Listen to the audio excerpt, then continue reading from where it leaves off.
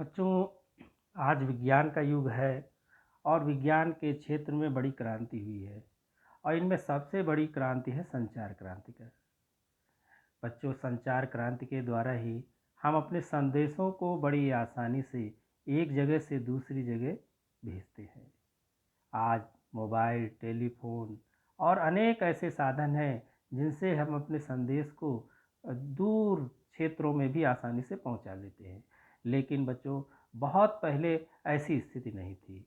उस समय पत्र ही हमारे संचार का प्रमुख साधन था।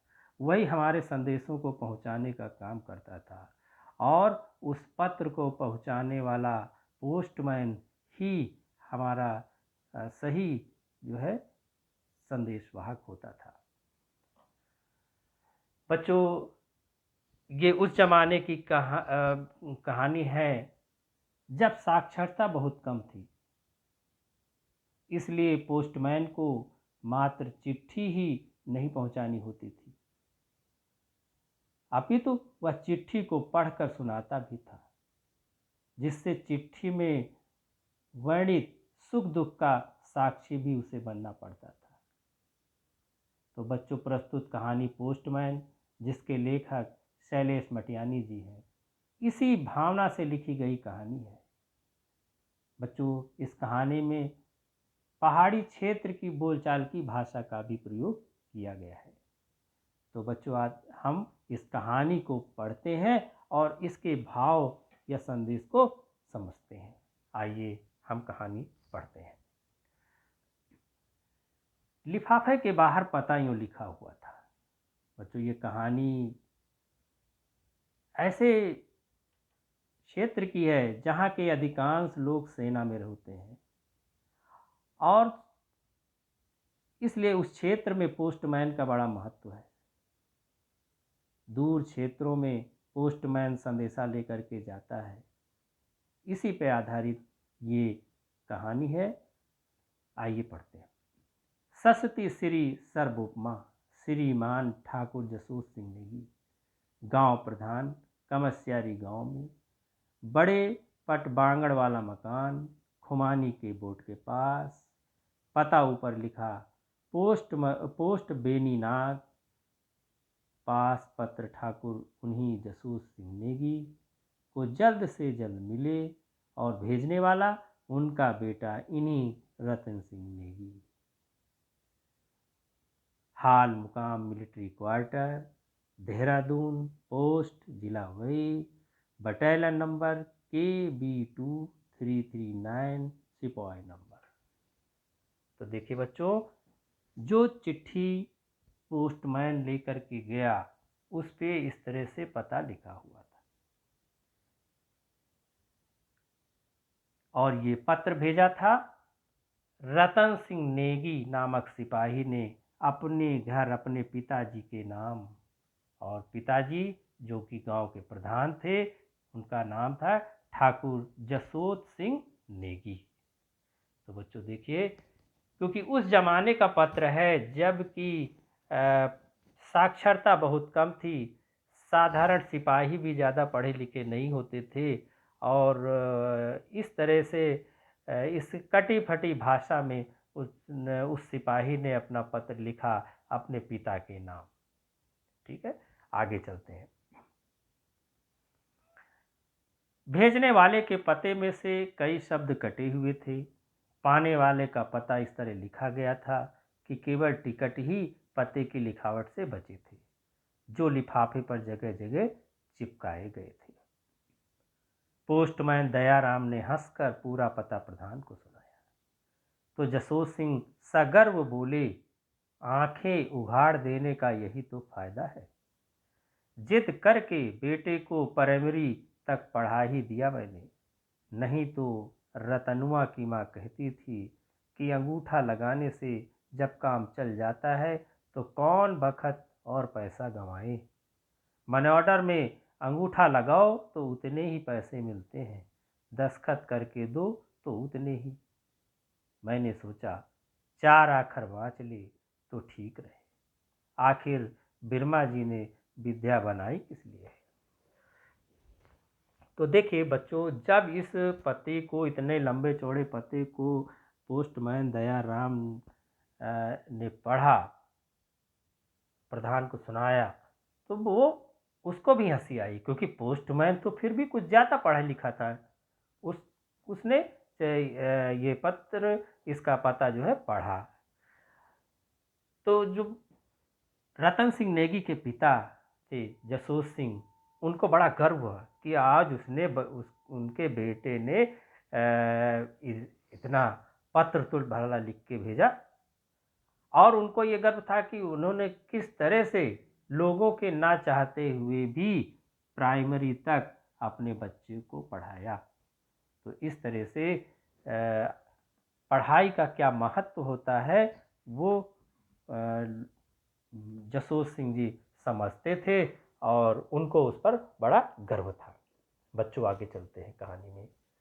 चिट्ठी हाथ में लेते हुए प्रधान ने आवाज दी, अरे बहू, पोस्टमैन साहब के लिए दरी तो डाल दे, चा तमाकू पीला। फिर दयाराम की ओर मुड़कर बोली, लो पढ़ के सुना दो जरा चिट्ठी। रतनुआ घर पर होता तो खुद पढ़ के सुना देता। क्या कहें साहब, लड़का क्या था, पढ़ने में जबरजंद था। सारी किताब तो उसे मुखा गिरी याद रहती थी। वह तो मोतीराम मास्टर से अदावत हो गई थी मेरी, सो दर्जा 4 में ही 3 साल रख दिया। क्या आदर कुशल लिखी है साहब। जब दयाराम ने चिट्ठी प्रधान जी को दी, तो प्रधान जी ने अपनी बहू को आवाज़ दिया कि भाई पोस्टमैन साहब आए हैं, जरा इनके लिए दरी वरी बिछा दो और चाय तमाकू की व्यवस्था कर दो। जिसके बाद कि वो सबको जो है पढ़ करके, पोस्टमैन साहब जो है, दयाराम जो है, वो सबको पत्र पढ़ के सुनाए, क्योंकि घर में तो और कोई तो पढ़ा लिखा था नहीं। एकमात्र पढ़ा लिखा व्यक्ति कौन था? रतन सिंह नेगी, जो कि फौज में सिपाही बन गया था। तो उसी ने ये पत्र लिखा था। अब घर में पढ़े तो कौन पढ़े, इसीलिए पोस्टमैन दयाराम ने ही पत्र को पढ़ना शुरू किया था। आगे चलते हैं कहानी में। दयाराम ने दरी पर बैठते हुए लिफाफा खोलने के बाद पढ़ना शुरू किया। सस्ती श्री सर भोपमा पूज्य पिताजी का पांव पकड़ी, पैलागन बार बार कबूल हो। ऐसे ही सस्ती श्री सर भोपमा माता जी को भी बार बार पांव पकड़ी कबूल हो। ऐसे ही काका जमन सिंह जी व दाजू खड़क सिंह को भी बार बार पहुँचे। नाना तिनान के सिर पर हाथ धर के आशीर्वाद पहुँचे। पटवारी साहब को मेरी दोनों हाथ जोड़ी जय हिंद पहुँचा देना। खेती बाड़ी की, गांव पट्टी की समस्त आदर कुशल भेजना। पोस्टमैन साहब खिमान त्याड़ी को भी पैलागन बोलना कि जल्द से जल्द पता लिफाफे पर लिखा खत आपके पास पत्र मिले, मेरे नाम से रतन सिंह नेगी करके भेज देवें। जरूर आपका बेटा चरण तल आशीष पावे। रतन सिंह नेगी 339। बच्चों, ये एक सिपाही का पत्र है अपने घर, अपने पिताजी के नाम। रतन सिंह नेगी, फौज में नंबर का बड़ा महत्व होता है, इसीलिए नाम के साथ नंबर भी लिखा जाता है 339, इसीलिए यहाँ पे लिखा गया है। इस पत्र में, जैसे कि हमारे यहाँ परंपरा है, पत्र लिखते समय पिताजी या माताजी या घर में जो भी बड़े होते हैं उनको जो है प्रणाम लिखा जाता है, और जो छोटे होते हैं उनको आशीर्वाद। और साथ ही, क्योंकि गांव के क्षेत्र में पूरा गांव ही अपना ही होता है, इसलिए गांव के लोग जो जान पहचान के लोग हैं उनको भी रतन सिंह नेगी ने प्रणाम अपने पत्र में लिखा। इस तरह से पत्र उन्होंने लिखना शुरू किया था। आगे चलते हैं। एक बात याद आ गई, छोटे भाई आनंद सिंह को मेरे हाथ की सिरधरी आशीर्वाद पहुँचे। उसकी शादी की कोशिश करना, जाति पाति को बहुत भेद क्या करना, भगवान की सृष्टि सरी की है। ठाकुर चेत सिंह की बेटी की टीका लगा लेना, नाक नकस की भली होवे देखना। बाकी क्या लिखूं, आप खुद समझदार हैं। चरण सिंह सौरजू से बोल देना कि बहू को मेरे घर आने पर मैत पहुंचाएंगे। सास ससुर दोनों के चरण आसीम पावे, आपका बेटा रतन सिंह नेगी 339। घर परिवार की बातें रतन सिंह नेगी ने अपने पत्र में लिखी है। छोटे भाई की शादी की बात उसने अपने इस पत्र में लिखी है। अपने पिता से कहा है कि वो ठाकुर चेत सिंह की बेटी से रिश्ता तय कर लें। इसी तरह से घर परिवार की सारी बातें जो है रतन सिंह ने पत्र में लिखी है। आगे चलते हैं।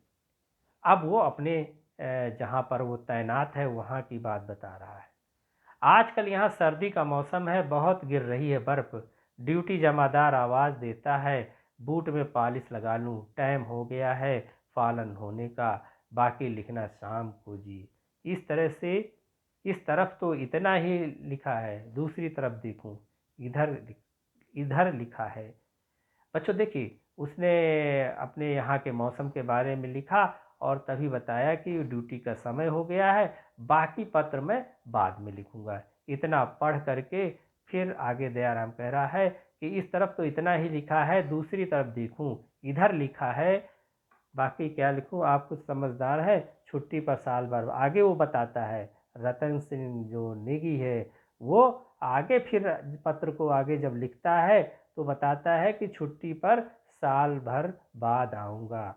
ब्यारियों को घाघरे पिछोड़े बनवा लेना। ठीक है, जो घर की जो बहुएं हैं उनके लिए कपड़े की बात वो भी कहता है। और माता जी के लिए अल्मोड़ा से तंबाकू की असली पिंडी मंगवा लेना, हीरा लाल मोती लाल के यहाँ से। और आते नौ नौरतों में गोल्ड देवता के मंदिर में मेरे नाम के 2 बोकिए ठोंक देना। मेरे जौल हाथ गोल देवता के मंदिर में कर देना। यहाँ कुशल अच्छी है, तहाँ कुशल परम पिता परमेश्वर से नेक चाहता हूँ। चरण तल आशीष पावे, आपका बेटा वही ऊपर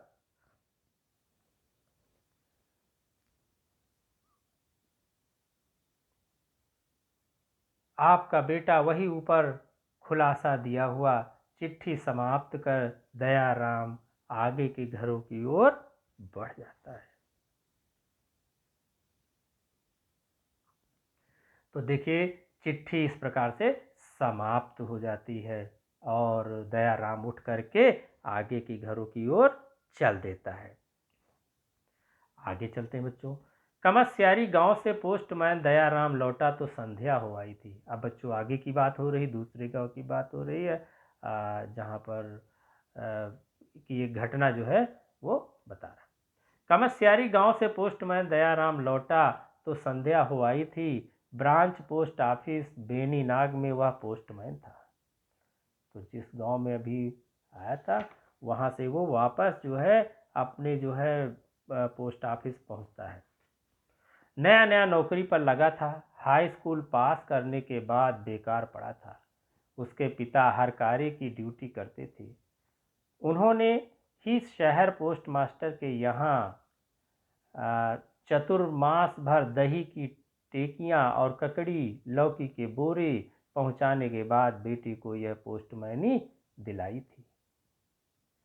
तो बच्चों अभी क्योंकि दयाराम नया नया नौकरी में आया था और इसीलिए और ये बताया कि उसके पिता ने कितनी कोशिश करके ये नौकरी उसे दिलाई थी।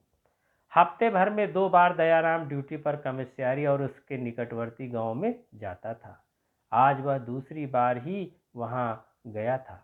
गांव के लोग बड़ा सत्कार करने वाले थे। जब किसी का मनी ऑर्डर आता और दयाराम उसे देता तो वह उसको तिलक लगाता और दक्षिणा देता। मनी ऑर्डर आने पर कई लोग गांव से दूर पहाड़ी टीलों पर बने मंदिरों में दिया जलाने जाते थे और मनी ऑर्डर की रसीद को बताशों के साथ वहीं चढ़ा आते थे कि हे परमेश्वर, मनी ऑर्डर ऐसे ही आवे। देखिए बच्चों, पहाड़ी क्षेत्र जहाँ का ये वर्णन है, वहाँ के अधिकांश लोग सेना में ही काम करते हैं। इसलिए उनकी जीविका का मुख्य साधन ही सिपाही की जो वेतन होता है वही होता है।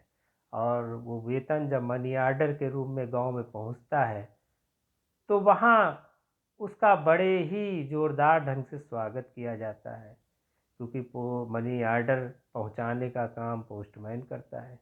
इसलिए पोस्टमैन उनके लिए बहुत ही सम्माननीय होता है। इसलिए वो लोग उसका हर तरीके से सम्मान करते हैं और उसको दक्षिणा आदि भी देते हैं। आगे, अपनी खाकी वर्दी पहनकर खाकी झोला कंधे से लटकाए दयाराम जब गांव में जाता तो जिस घर के समीप भी पहुंचता उखल कूटती औरतें मूसल रोक लेती, दूध दूहने वाली एक धार जमीन पर बिखेर देती और बूढ़ों के हाथ में चिलम की नली थमी रह जाती। सबकी जबान पर एक ही बात होती, पोस्टमैन साहब। पोस्टमैन की का क्या महत्व होता है वो इस कहानी में दिखाया गया है कि पोस्टमैन अच्छी और बुरी संदेश भी पहुंचाता है, पोस्टमैन मनी ऑर्डर भी पहुंचाता है और वो एक तरीके से उस गांव का एक पारिवारिक सदस्य बन जाता है। इसलिए सभी उसका इंतजार करते रहते हैं। आगे चलते हैं। लड़ाई का जमाना था। कुमाऊं के अधिकांश बेटे पलटन में भर्ती हो गए थे। आर्थिक विवशताओं ने उन्हें अपने परिजनों, अपनी धरती पावर्ती से विलग होने को बाध्य किया था। दयाराम जब जंगली रास्तों से गुजरता उसे पहाड़ी औरतों के व्यथा भरे विरह गीत सुनाई पड़ते, जिनमें वे अपने पलटन वाले स्वामी को याद करती। दयाराम अक्सर देखता कि जहाँ कहीं भी वो पहुँचता है पलटनिया स्वामी वाली हर औरत हिरन की सी आंखें और खरगोश के से कान बना लेती। दयाराम की ओर वह ऐसे देखती थीं जैसे कोई देवता हो। वह उनके सौभाग्य दुर्भाग्य का विधाता था। वह लिफाफे या मनी ऑर्डर की जगह कहीं तार ले जाए तो एक माथे पर सिंदूबर पूछता था, दो हाथों की चूड़ियां टूटती थीं और गांव भर में मातम का गिद्ध अपने मनहूस टहने पसार देता था। तो देखिए बच्चों, पोस्टमैन के अलग अलग रूप यहाँ देखने को हमको मिल रहे हैं कि एक पोस्टमैन कभी अच्छी खबरें भी लेके जाता था, समाचार कुशलता के समाचार भी देता था, मनी ऑर्डर भी पहुंचाता था, लेकिन कभी कभार वो अचानक तार भी ले जाता था। तार जो है, जो तुरंत सूचना जो भेजी जाती है उसको तार कहा जाता है और तुरंत की सूचना का मतलब ही ये माना जाता था कि कोई खराब ही कोई सूचना होगी। और क्योंकि एक सैनिक के परिवार में अगर कोई ऐसी खबर पहुंचे तो ज़्यादातर उसको बुरे ही अर्थ में माना जाता था कि तार आने का मतलब हुआ कोई जो है दुखद जो है सूचना आई है। दयाराम को मुवाड़ी गांव की बात याद है। एक तार वह ले गया था, धन सिंह बिष्ट का बेटा मारा गया था पलटन में। पलटन मतलब सेना में, कश्मीर की लड़ाई में। तार दयाराम ने खुद पढ़ के सुनाया था और उसकी जान खतरे में पड़ गई थी। क्योंकि बच्चों, जैसा कि हमने बताया कि उस जमाने की बात है जब कि ज़्यादातर लोग पढ़े लिखे नहीं होते थे, तो पोस्टमैन पत्र या तार ले भी जाता था और वही जो है उस संदेशे को पढ़ के सुनाता भी था। तो किस प्रकार से दयाराम की जान खतरे में पड़ गई वो आगे देखिए इस कहानी में बताया गया। धन सिंह नेगी की बहू दराती लेकर दयाराम को मारने आई थी। मर जाए पोस्टमैन तेरा पालने पोसने वाला, जिसने तुझे ऐसे कुकर्म सिखाए। तेरी माँ बहनों के काले चरियो क्या पहले ही टूट चुके कि ये पापी तार मेरे घर वज्र गिराने को लाया। अरे तेरे गोट का बैल गांव का प्रधान मर जावे, मेरे बालकों को अनाथ कर गया तू। तेरी ऊपर होती उम्र को सहारा न मिले। जैसा जय हिंदी तार तूने मेरे घर पहुंचाया, गोल्ड देवता के थान में बकरे काटूं, जो कोई तेरे घर भी ऐसा ही तार पहुंचावे। बच्चों, ये उस सैनिक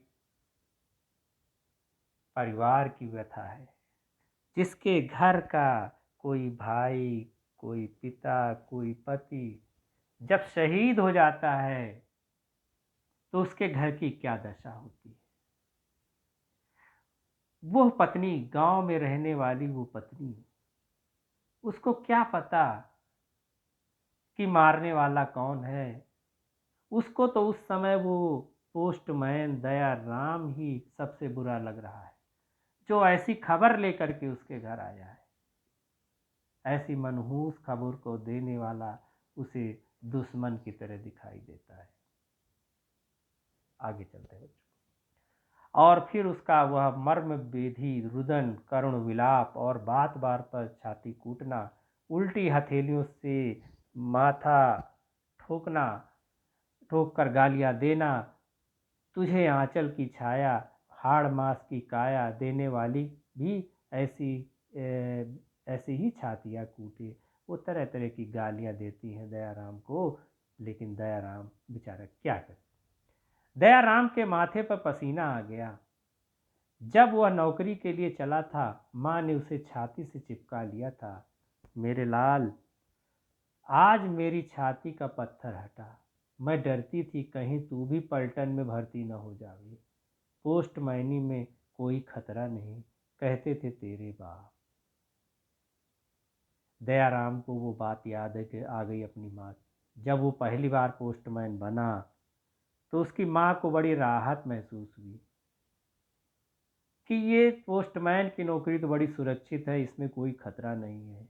जबकि उस क्षेत्र के अधिकांश जो युवक थे वो सेना में जाते थे, और सेना में खतरा खतरा तो होता ही है। वहाँ तो संघर्ष चलता ही रहता है। इसलिए उसकी माँ नहीं चाहती थी कि उसका बेटा जो है ऐसी अवस्था में जाए। आगे चलते हैं। दयाराम की आंखों से आंसू ढुलक गए। ओ, कितना ममत्व भर दिया है ईश्वर ने माँ के मन में। और उस दिन विधवा होने वाली भागुली भी अपने छोटे छोटे बालकों की दुहाई दे रही थी। कौन सिर को छत्र, पीठ को आधार देगा रे मेरे छोटे छोटे बालकों को। कौन पलटन से छुट्टी में आके बिस्कुट और बिलायत मिठाई खिलाएगा रे मेरी गोदी के छोरों को। हाय पोस्टमैन, तुझे दूध पिलाने वाली की छाती फट जाए। तो बच्चों, जब कोई दुखी होता है, उसको अचानक इतनी बड़ी विपदा से गुजरना होता है, तो उसकी समझ में नहीं आता कि वो किससे कैसी बात करे। उसको तो दया राम ही सबसे बुरा लग रहा है, पोस्टमैन बहुत बुरा लग रहा है, और वो पोस्टमैन को हर तरीके से भला बुरा कहती है। दयाराम कहना चाहता था, मुझे क्यों गालियां देती है दीदी, मैंने तो तुम्हारे स्वामी को गोली नहीं मारी। पर कह वह कुछ नहीं पाया था। भागुली के करुण विलाप के आगे उसकी वाणी मूक हो गई थी। तब से गनीमत है कोई तार नहीं आया था, पर वह ब्रांच पोस्ट मास्टर की सर्टिंग को आकुल दृष्टि से देखता रहता था। आज सोमवार था। कमस्यारी गांव की तरफ जाने की पारी थी। ब्रांच पोस्ट मास्टर पांडे चिट्ठियां सॉर्ट कर रहे थे, और दयाराम कुछ खोया खोया सा अपनी डाक थैले में भर रहा था कि सहसा वह बिच्छू के कांटे सा चिहुक उठा। उसकी तरफ पोस्ट मास्टर पांडे तार का एक लिफाफा बढ़ा रहे थे। बच्चों, सामान्य चिट्ठी पत्री तो दयाराम ले ही जाता था, उसको कोई दिक्कत नहीं थी। लेकिन जब कोई तार उसके हाथ में पोस्ट मास्टर साहब देते थे पहुंचाने के लिए, तो उसको बड़ा ही अजीब लगता था, उसको बड़ा ही डर लगता था। आज पोस्ट मास्टर पांडे जी ने उसको फिर एक तार का लिफाफा दिया, तो जैसे ही उसने तार का लिफाफा देखा, वो बिल्कुल जो है अवाक रह गया। तार का पता था जसोर सिंह नेगी कमस्यारी। दयाराम का कलेजा कांप उठा, वह विचलित हो उठा। पोस्ट मास्टर पांडे ने पूछा, क्या बात है दयाराम बेटे? ख्याली राम पांडे बड़ी उम्र के हो चले थे। दयाराम उनकी इज्जत करता था। वह दयाराम को बेटे की तरह प्यार करते थे। दयाराम बोला, कुछ नहीं चाचा जी, कल से कुछ तन ठीक नहीं है, जुकाम हो गया है और सप्रयास अपनी नाक सिनकने लगा। बच्चों, उसको तार देख के डर लगा। उसको लगा कोई बुरी खबर फिर से आ गई है और मुझे इसको पहुंचाना है जिसके घर की है। अब उसको उसकी कल्पना में वो पुरानी बातें गुजर गई कि मैं पहुंचूंगा और किसी के घर में ये तार जब दूंगा तो वहाँ उस घर की क्या दशा होगी, वहाँ कैसी स्थिति पैदा होगी। इसलिए उसने सीधा तो पोस्ट मास्टर को नहीं मना किया, लेकिन उसने ये बताया कि एक बहाना बनाया कि मेरी आज तबीयत ठीक नहीं है और इस तरह से वो तार ले जाने का इच्छुक नहीं था। आगे चलते हैं। तो मत जा आज ड्यूटी पर, तो मत जा आज ड्यूटी पर, कमस्यारी की तरफ तो बड़ी तेज ठंडी हवा बहती है, कहीं निमोनिया न हो जावे। पांडे बोले, लेकिन तार जो है। अच्छा ऐसा कर, पांडे बोले, तू आज दुकान पर रहे, टिकट लिफाफों के पैसे गल्ले में डाल देना और सौदा बिके तो वे पैसे अलग रख देना। बीड़ी के बंडल 9 पैसे से कम में न देना। तुझसे मैं 8 ही लिया करता हूँ। और उन्होंने दयाराम वाला खाकी झोला अपने कंधे पर डाल लिया। कमस्यारी के पास वाले गांव रतन्यारी में मेरी ससुराल है। अच्छा है, तेरी चाची को भी लेता आऊँगा और डाक भी निपटा आऊँगा। भला तू कब तक सेकेगा मेरे लिए रोटियाँ। तो बच्चों, इस तरह से पांडे जो पोस्ट मास्टर थे वो तैयार हो गए। उन्होंने कहा, ऐसा है, ठीक है, तुम्हारी तबीयत ठीक नहीं है तो आज तुम नहीं जाओगे, आज मैं ही चला जाऊंगा ये चिट्ठियाँ ले करके और ये तार पहुंचाने चला जाऊंगा और तुम यहाँ पे ये जो पोस्ट ऑफिस संभालना, आज पोस्ट ऑफिस का काम तुम यहाँ पर देखना। ख्याली राम के अपनी दुकान में ही ब्रांच पोस्ट ऑफिस भी चलता था। 35 वर्षों की लंबी अवधि से पोस्ट मास्टरी और खिरची मिर्ची की दुकानदारी करते करते पांडे जी के लिए इन दोनों कामों में कोई फर्क नहीं रह गया था। दयाराम को याद आया, परसों जब वह प्रधान के घर चिट्ठी पढ़ रहा था, प्रधान की बहू बेर बेर उसे कनखियों से हेर रही थी। कितना कौतूहल था उसकी आंखों में, कैसा क्षोभ छलक रहा था। कितना दूध शक्कर डाल लाई थी वह चाय में। लियो पोस्टमैन साहब। दयाराम को अब वो बातें याद आ रही थी जब प्रधान जी के वो घर गया था और उनकी बहू ने कैसे उनका आओ भगत किया था। और आज उसके दिमाग में था कि अगर ये तार जब जाएगा तो वहाँ की स्थिति कैसी होगी। दयाराम को लगा कोई हल्के से उसके कानों को कुर्रा गया है। लियो पोस्टमैन साहब। उसे बड़ी व्यथा हुई और आज तार आया है, कहीं लड़ाई में रतन सिंह नेगी भी। और दयाराम की आंखों के आगे अंधेरा छा गया। दयाराम को ये लगा कि ये तार जो आया है वो जरूर रतन सिंह नेगी कहीं लड़ाई में शहीद न हो गया हो, उसी की सूचना लेने वाला तार आया है। और इस आगे शून्य की परतें जैसे बैठती गई पुतलियों में और उसे लगा रतन सिंह की घरवाली ख्याली राम पोस्टमास्टर को दराती से चीरने विलाप करती हुई दौड़ रही है। जिसने तुझे दूध पिलाया उसकी छाती फट जावे पोस्टमैन।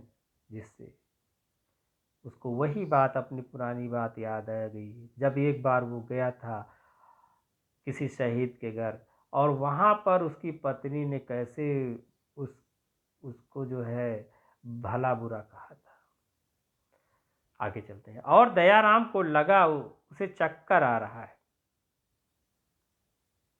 चारों ओर से रतन सिंह की विधवा की गालियां तीर बिंधे पंछी की तरह फड़फड़ाकर उसके कानों में गिरने लगी थी। मर जावे पालने वाला पोस्टमैन, तेरा की गोल्ड देवता करे, ऐसा ही तार कोई तेरे घर पहुंचा आवे जिसने तुझे आंचल की छाया दी, उसके सिर का साया उड़ जावे। दयाराम चीखने चिल्लाने को हो गया। उसे लगा कि प्रधान की विधवा बहु तार हाथ में लिए, सिर के बाल फैलाए, उल्टी हथेली से माथा ठूकती और छाती कूटती उसकी घर जा रही। दयाराम कल्पना में खोया हुआ है। उसको लग रहा है कि रतन सिंह की जो पत्नी है वो विधवा हो गई है, और वो किस तरीके से उसको जो है भला बुरा कह रही है, ये वो सोच रहा है। फिर उसे ख्याल आया तार लेकर तो पांडे जी गए हैं। इस ख्याल से थोड़ी राहत मिली उसे, और वह गल्ले के संदूक से कमर टिकाए लेट गया। लेटे लेटे सहसा उसे लगा कि वह कमस्यारी गांव की तरफ जा रहा है। रतन सिंह की विधवा जंगल में घास काटने आई है और रो रही है। 2 तारीख तार, सिर का छतर ना रहे पीठी का आधार। उसके सिर का छत्र, पीठ का आधार रतन सिंह कश्मीर की लड़ाई में मारा गया है। दयाराम की आंखों में फिर एक बार तार का वह लिफाफा घूमने लगा। उसने देखा लिफाफे के एक कोने में लिखा है, भेजने वाला उसका बेटा रतन सिंह नेगी, थिरी थिरी। विधवा जयंतुली ने खुले बाल कंधों पर फैला लिए हैं और दयाराम का खाली झोला दराती से चीर डाला है और विकराल मुखाकृति बना चिल्ला रही है। इसीलिए डाली थी पोस्टमैन तेरी चाय में 4 मुट्ठी चीनी कि तू मेरी जिंदगी में विष घोल जाएगा। इसीलिए डाल दिया था अपने बालक के हिस्से का दूध भी कि तू मेरे बालकों के मुंह से बिलायती बिस्कुट छीन लेगा। मर जाए पोस्टमैन तू, और तुझे जन्म देने वाले के घर सरकारी तार पहुंची। कल इसीलिए तूने बेचारे बूढ़े मास्टर को भेज दिया अपने हाथ का वज्र उसके हाथ में देकर। देखिए बच्चों, दयाराम इस तरीके से सोच रहा है कि तार जो है, जो ये लेकर के जो पोस्टमैन साहब गए हैं, तो क्या क्या वहाँ पे घटना हुई होगी, ये वो सोच रहा है, कल्पना कर रहा है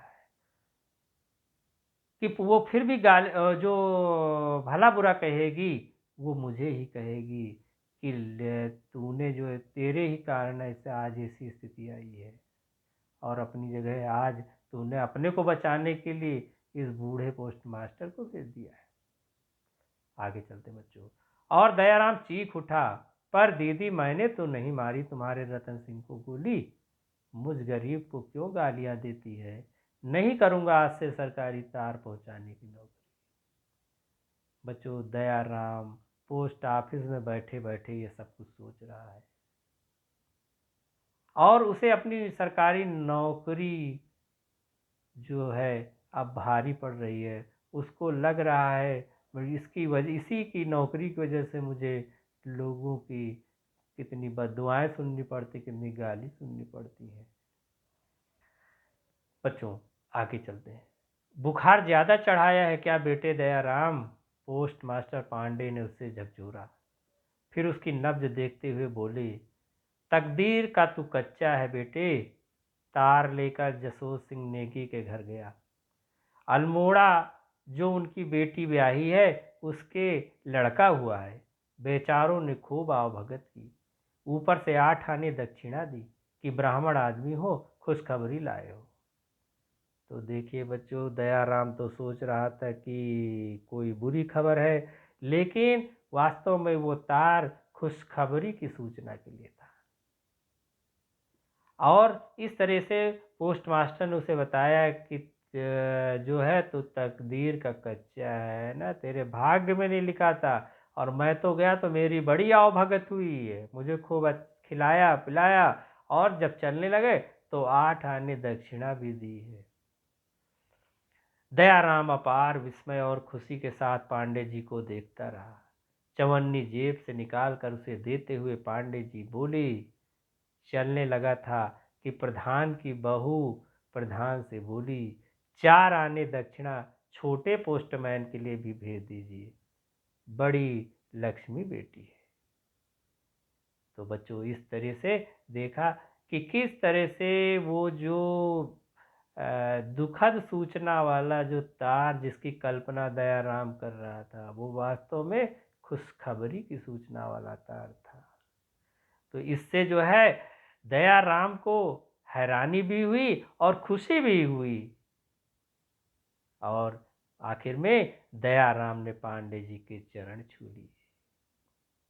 तो बच्चों इस तरह ये कहानी यहीं पर पूरी होती है, और इस कहानी का मूल्य यही है कि पेशा या व्यवसाय से अधिक है मनुष्य के अंदर मानवता होना।